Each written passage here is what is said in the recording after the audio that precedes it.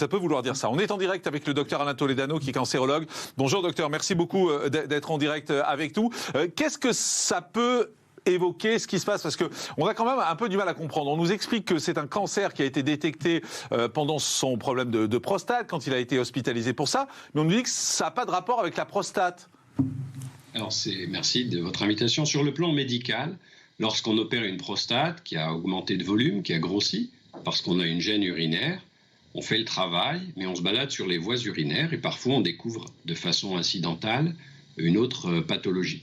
Alors heureusement on n'a pas accès au dossier du roi, qui a bien le droit à son intimité. Et je pense que la communication a été destinée à partager finalement sa souffrance à lui et celle de tous ceux qui sont touchés par le cancer. C'est positif. C'est-à-dire que vous, en tant que cancérologue, vous dites que c'est une bonne chose de communiquer autour de ce cancer, parce que c'est vrai que ça continue à enlever le tabou qui a existé pendant de très longues années, qui est beaucoup moins présent aujourd'hui, mais qui a existé pendant de très longues années autour du cancer. Oui, avec cet aveu, le roi est le sujet. Et c'est vrai qu'il va installer une forme de vérité, une forme de compassion. Le cancer s'est invité dans toutes les familles. 20 millions de personnes sont diagnostiquées chaque année. Et donc ça va susciter finalement une certaine dynamique. La société va transformer son regard et nous trouvons ça positif pour tous les patients aujourd'hui qui y sont confrontés. Après, il y a un message d'espoir aussi qui est très positif dans la manière dont ça a été communiqué. Et c'est important de pouvoir dire cela aujourd'hui. On peut guérir d'un cancer. Alors bien sûr que tout n'est pas dit, tout n'est pas raconté, mais je pense qu'il y a eu beaucoup de réflexion et j'encourage cette initiative et je remercie le roi.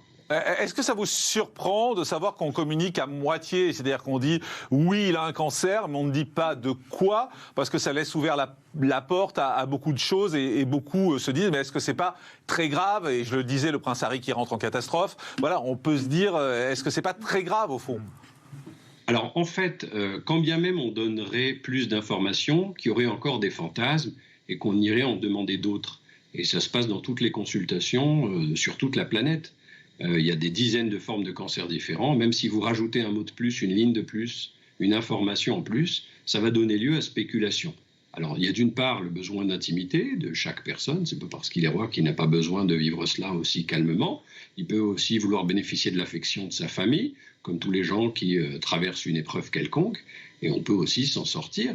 Donc je pense qu'il faut respecter finalement la manière dont il a dit les choses. Il a un service de communication qui ne doit pas être mauvais, mais c'est surtout l'impact que ça a sur la société, sur toutes nos sociétés, et de façon transculturelle.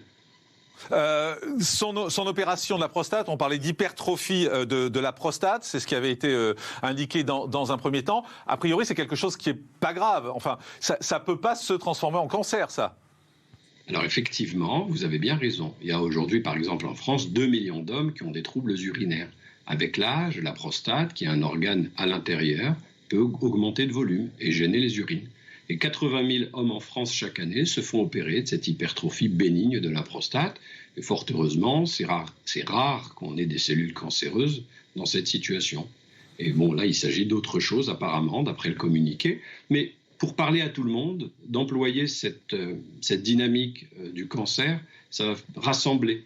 Ce n'est pas seulement les gens qui ont un cancer des voies urinaires ou de la prostate, même si on sait que ça n'en est pas un. Dernière question, docteur. Ça arrive souvent qu'on découvre un cancer par hasard? Parce que c'est un peu ce qui nous est expliqué là. On dit on lui fait une intervention sur la prostate et on découvre un cancer par hasard. Est-ce que ça arrive souvent qu'on découvre ça par hasard?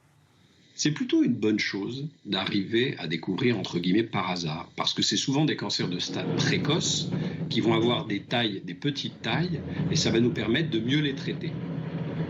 Merci beaucoup, docteur Alain Toledano, cancérologue. Merci pour ces explications et d'avoir été avec nous. Voilà ce que vous pouvez dire sur ce sujet, sur ce cancer donc qui a été détecté pour le roi Charles. On va suivre bien évidemment également tout au long de